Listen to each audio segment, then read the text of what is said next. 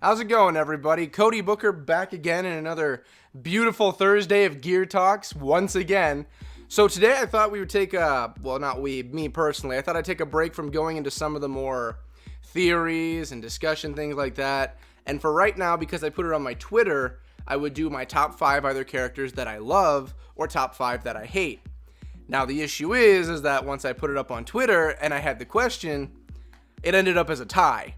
So it ended up exact 50-50, so I have to choose which one to do, and I figured since I already had a list made up right here, I would just start off with my top 10, my top 5. I'm going to mention 10 through 6, but my top 5 characters that I actually love in Gears of War. So my top 5 favorite characters in Gears of War. So let's just start off with it. I'll start off with 10 through 6. Yeah, 10 through 7. And then I have to explain why 6 is so important, because that one's actually something. If you can't beat 6, then you're not going to make it into the top 5. That's pretty much what it is. So let's start off with number 10. I have down Sam. So Sam introduced, I believe, first in the books and then really heavily seen in Gears of War 3, and we get a cameo of her in Gears of War 4. I enjoyed her. I thought she was really kick-ass, you know. You think a female gear, you didn't think, you thought they would have pushed it too far, or they wouldn't have pushed it enough. Like with Anya, they made her really gritty, but for her character, there's a reason why. Because she's a Stroud, and because, not because it was expected, but that's just how it was pretty much built up in the games. Like she was going to work her way from the offices, you know, as a C-Sec person to actual, like, well, not C-Sec, it was control to an actual character. But with Sam, they pushed it just enough so she was a badass, but it's not like she wasn't feminine at all, because she was considered one of the hotter characters. All right, number 9. I already stated it, but number 9 is Anya, because she had a development where she went from working in the control room, just working on the headset, you know, just talking to control, and she slowly built her way up to being out on the field, out there helping, because she first goes through, and when they get to in Jacinto's Remnant, I can't remember the name. Damn it, I can't remember the name of the city they end up. It's an abandoned one. They go there to regroup the entire, like, you know, humanity pretty much. And when they get there, she says, like, you know, I would like to take to the field. I would like to do all of this. And from there on, she slowly becomes what we see in Gears of War 4. All right, number 7. I've got Cole, because who doesn't love the Cole train? I've never heard one person ever say, you know, not a big Cole fan, you know, not feeling it, you know. I'm not a fan. I've never once heard anyone hate on Cole train. I love him. In 3, when he had the Cougars scene where he had to run through and he was in the old uniform, that was kick-ass. I loved it. So Cole, he's my number 7. I mean, my number 8. Sorry, we're getting a 7. Okay, so for 7 and 6, it was kind of a toss-up, but one squeaked by the other. So for number 7, I have Hoffman, because Hoffman went through a lot. He's a very deeper character than most. In the books, he's actually one of the characters you follow through with his point of view of things. You go through Hoffman's point of view for many things. You know, his relationship with Marcus, the COG itself, Prescott, what he does, what he believes the military should be like. It's very, I can't even find the right word. He has a noble sense of it all, I guess is the best way to say it. But I'm going to get more detail into the 1 through 5. But for right now, number 7, that's Hoffman. Okay, number 6. This one I have to explain, because if you cannot have a better character than number 6, there is no way you're making it into my 5. There's 2 characters in my top 5. Well, yeah, 2. That are just there for my own personal reasons. This top 5 is my own personal one, so it's not like these characters are very heavily looked into. No. So, number 6, I've got Bernie, because I very much like what they did with her. She's a part of the old guard, you know, she's close with Hoffman, really close, like, you know, like, pretty close. Then, you know, her relationship with Delta and the rest of the COG, how she's battling, like, she's getting on in her age, but she still wants to be a soldier. What she had to do just to get back to the COG when she was at the islands. If you watch my islands video, you know, she was there on the islands for a while. That's where she lived. That's where she had to go and try and go from island to island to find a way to get back to the mainland. If you don't have a better written character than Bernie, I just don't feel comfortable about having anyone in the top 5. And that's saying something. There's only 2 members of Delta in my top 5. 2 main members. Well, I shouldn't say main, because technically, like, Barrett and Cole, like, they were part of Sigma, and they were doing their own thing. But anyway, let's get into the top 5. Okay, first one, top 5, number 5, I've got Barrack. Now, like I said, there were 2 characters I just have up here because they're badasses and they kick ass, and I love them so much. Barrack is one of them.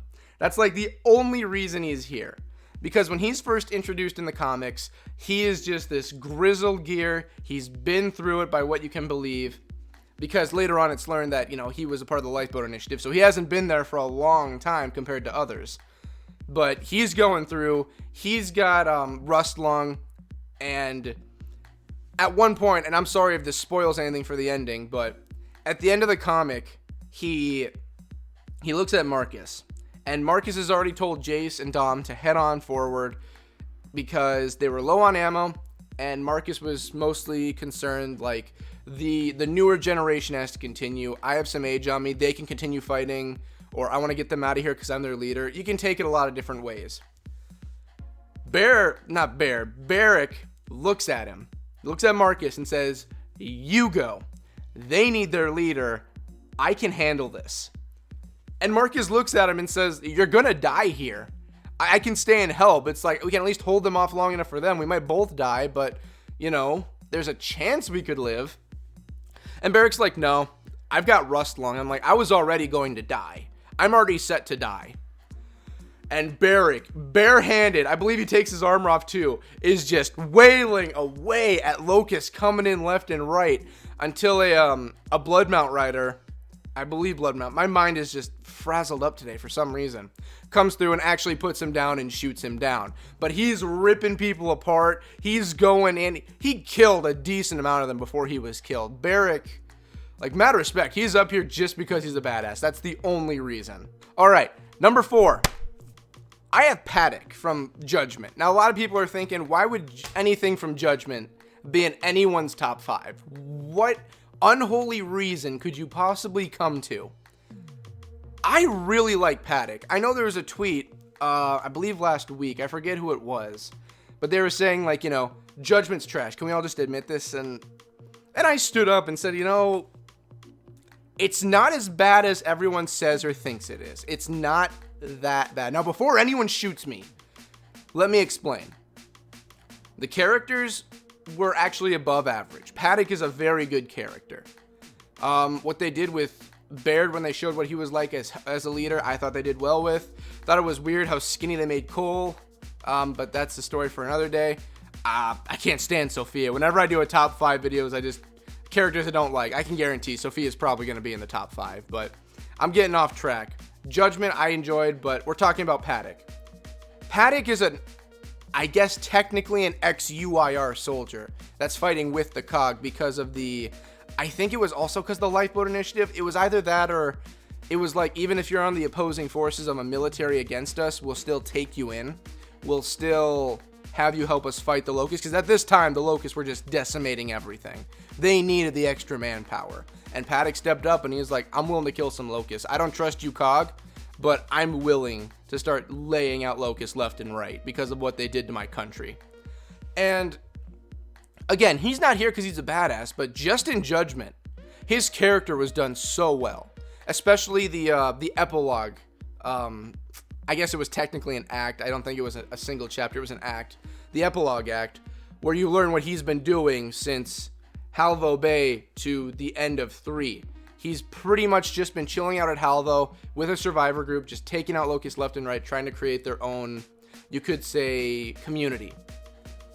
And Paddock has this moment where he helps out. He's there helping out Baird. He's helping out Cole. He's doing all of that. At the very end of it, he says, I'm done. I'm going. I'm out of here. And the entire time, no one knows what happened to Sophia. Baird's asking, but he's not getting an answer. So Baird finally gets an answer. Because Baird just, I don't want to say he breaks down, because he doesn't. But he just kind of like lets loose on Baird. And says, during a patrol, I went out, and Sophia came with me, and Sophia got caught. and I pulled up my scope on my sniper, and I took one of them out. I couldn't save her, but I took one of them out. And he reaches into his pocket and pulls out, and this is what they are carrying. And he has a pair of COG tags in his hand. It's still left up for debate if like it was a Locust carrying them, if it was ex-COG. It was probably ex-COG. But he just throws it to Baird, I believe, or he holds onto it and he says, "You want to stay friends? Then let's never talk or meet again."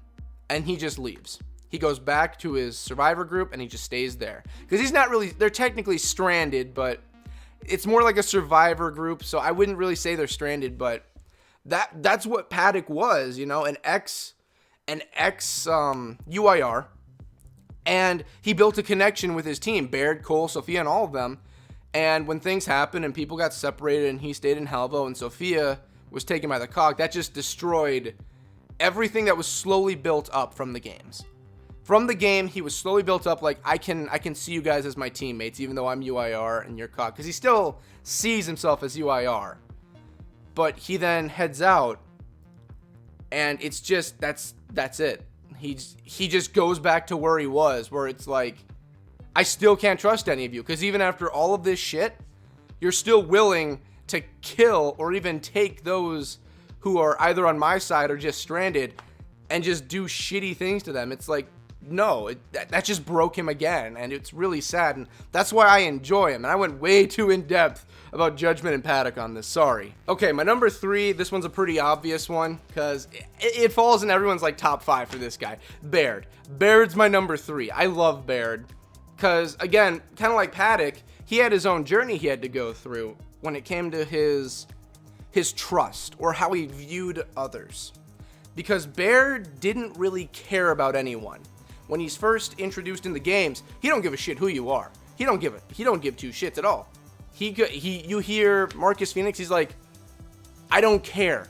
It's like, I've got a job I'm doing right now. You're either going to help or get out of my way. That's pretty much how Baird is. And in Judgment, he's a little more softer, but I'm guessing that's because he was probably his first time as like someone in the lead, and he had to treat them all like a leader would, and like kind of like comfort them. He was trying, but I'm guessing after he lost his rank and that broke apart, he just went back to his old bitter ways, because it's shown in the books before Judgment, you know, he was still a crab ass. He was still like that. So I'm guessing he was trying out the warm, welcoming approach in Judgment before that just fell through. He's like, screw it. I'm not dealing with that again. It's not worth my time. But his journey is, he goes from that, and slowly throughout, and I think 2 was really what cracked him, and 3, he was just open at that point. From being, he was more emotional towards the end, or he was more expressive and open towards others and cared for others, because he was always expressive. He would always just wisecrack left and right until he got a punch in the face or he was ordered to stop. But towards the end, he actually starts to care for others. He openly states multiple times, you know, like, there was an explosion that happened at one point and he didn't know if Cole got caught up in it or not, and he's thinking to himself, like, for the love of God, do not let Cole be dead. Whatever there is out there, just don't let Cole be dead. Please, Cole, just answer. He has the same feeling as Dom does towards Marcus. He has that towards Cole. So it's like that. And then 25 years later into 4, you think like, oh, they're probably just going to use the same old Baird. It's like, no, they continue to push him forward. Because with JD, it's shown he openly cares for JD. It's not just like, okay, you can borrow my mechs or whatever. I don't care. Have them back by this time I need them. It's not like that. He openly cares. He wants to be a part of JD's life. When JD is talking crap to him and he's like, hey, Uncle Baird here, you know, he openly does want to be, you know, like an uncle figure to JD that JD actually cares about. He openly looks at him like, you know, he's trying. He's not just sitting there being an asshole. He's actually trying. Then with Sam, too, with his relationship with her. I don't think it's ever stated if they're married, but they're romantically involved. And that's a huge step forward for Baird, because he's a sexist a-hole. He's a wisecracking asshole. He's every kind of hole you can think of, really.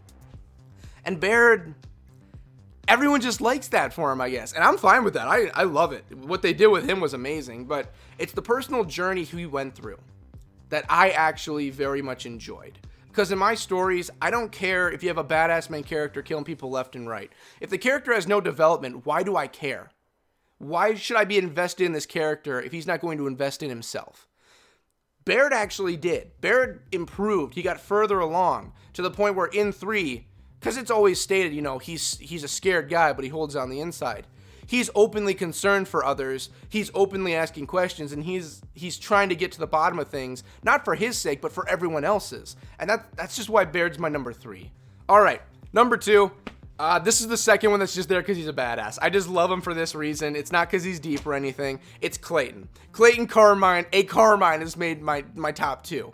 And the reason Clay and not Ben or Anthony is because Clay was actually, I don't want to say well-developed or fleshed out, because Ben was done well. I enjoyed Ben. Everyone loves Ben. I don't know why everyone loves Anthony so much. I'm not saying I have a problem with him, but everyone just has a hard-on for Anthony, and I don't know why. But Clayton, for me, it's kind of it's not really, it is a sad story, but it's more like a vengeance story. He's out to just kill locusts. That's his coping mechanism. He wants to kill them.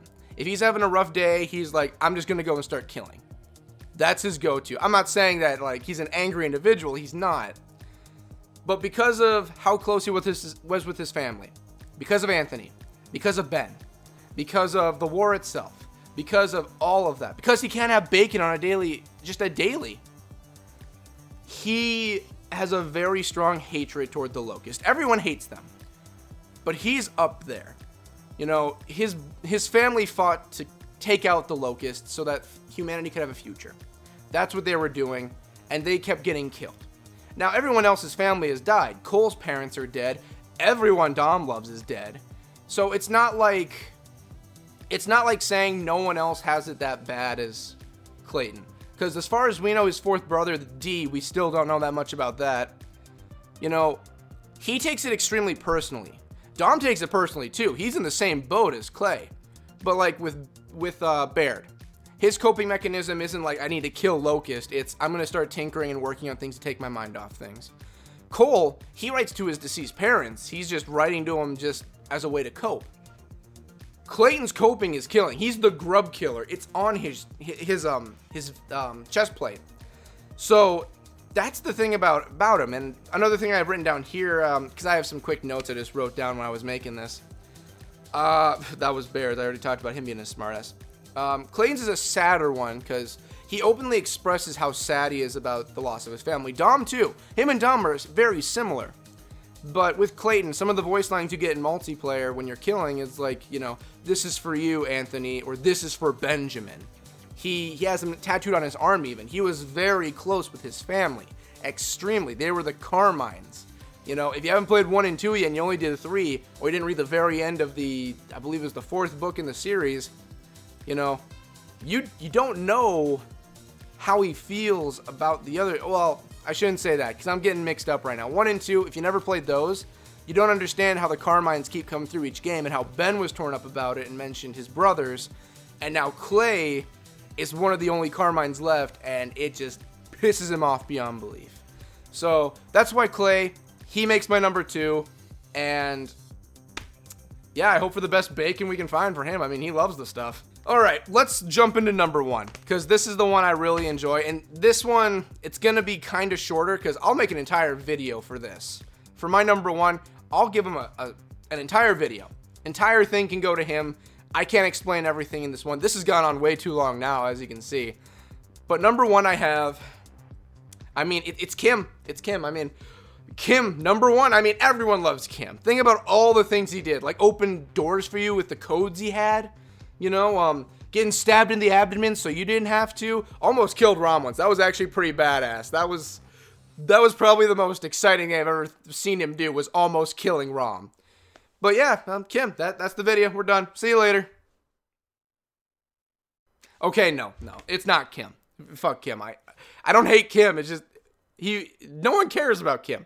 All right. My number 1 is Dizzy Wallen. I love Dizzy. He is by far one of the better written characters, one of the better shown, one of the better just to play as, because his head can get shot off. If you get a hat shot on him, it just goes, ba-doom, and it's gone. And then you just continue with his bandana on the entire game, or multiplayer, whichever. Anyway, Dizzy's my number 1 because it's the role he takes up in the story. It's what he had to go through to get to where we see him. It's the things he had to give up for his daughters to have a chance, not a guarantee, just a sliver of a chance at a future. Because he has 2 twin girls, and he cares the world about him. Dizzy's the kind of man who really does care about them. He's not in it for himself to have a future. He's not in it for, the locust to be gone for good. That's not why he's in it. Granted, the locust gone would be nice, but it's so that his friends and his family can continue forward. If you were to seriously dive deep into Dizzy's psyche, I'm certain he's okay with dying any day as long as it means that there's a chance for a future. He never had to go through and do a ton of the things he did. When he went against Scourge, no one ordered him to run into there with a chainsaw. It was so that he could give Marcus and Dom time to get down there. He wasn't doing it just to kill Scourge. Dizzy knew he was going to be a dead man. He knew he was going to be if it wasn't for Ty jumping in. He did it so they would have time to get down there and go through their mission, because he knew Delta would be the people to go through and get the mission done. When he's driving the big rig, obviously that's what he's ordered to do, but no one's ordering him later on to do the things he does on Vectis, or like, I think he gives up Betty at one point and it gets destroyed, but he is never told to do that. He did it because he cared about his friends and he wanted to help them. Dizzy is by far my favorite character. He went through so many hardships just to get to the situation he's in so that he could give people a possibility of being able for himself to help them so that they can get further. It's hard to talk. Again, he's going to have his own video. I want to talk about Dizzy being my number 1. He'll have his number 1, and then he'll have a number 2 for his character itself. But just starts off, stepson, wife, they're gone, dead. Finds his new wife, saves her from almost dying. She's dead. He's got twins. One of them's about to die. He becomes a gear just so they can, get the medicines they need and they can live. Goes through everything from 2, 3, and all of that. I really hope that his twins, we see them in 5 or somewhere, or they're mentioned, and we get to see that they're happy and healthy. Because that's all Dizzy wanted, was a future for them. Even if he's dead right now, 25 years later, because I'm guessing if Hoffman's alive, there's a chance Dizzy's alive, but even if he's dead, just the fact that, it's mentioned that they're better off is all I want. Because that's all he aimed to do in the story. And I respect that. That was kick-ass. All right, that's it. This video went way longer than I thought because I wasn't going to go into detail, not even for like 6 through 10. I wasn't going to do that. I went into way too much detail on Paddock and all of them. I wasn't aiming for that, I promise you. Anyway, thank you if you made it this far. If you like, comment, subscribe, click the notification bell, follow on Twitter. I'm trying to think of more things you could follow us on. I don't have Instagram or anything like that. At least I don't think we have for the channel. I hope not. If we do, I don't know about it. But one thing I've seen as of late, and I'll make this quick because this has gone on way too long as it is. One thing I've noticed, when it comes to the Gears community right now, is it's slowly growing. It could be going quicker. So here's my proposal. Anyone who sees this, or even if anyone I'm going to mention sees this, make your own top 5 list. I love to see them. I enjoy top 10s, top 5s. I love them because you don't see a lot for the characters themselves. So, top of my head, like the Cog Couple, Embry, we got Barricade, Skull and Bones. If any of them were to see this, or if you are watching right now, hi, how you doing? Show it to them. If they see it, their own top 5, because I'd love to see what theirs are. I can already guess what some of them are going to be because if you haven't noticed, I'm a fan of Barricades. I've watched his stuff. I know what his number 1 is going to be. It's going to be Dom. He mentions it all the time. So if any of you guys see it out there, I'll even tag you on Twitter when I have this up. Yeah, I hope to see your top 5s. Again, like, comment, subscribe. Yeah, you guys have a good one. I'm going to go and I'm going to cry about Dizzy because he needs man tears right now. And I'm going to laugh about Kim, of course, because who the fuck cares about Kim?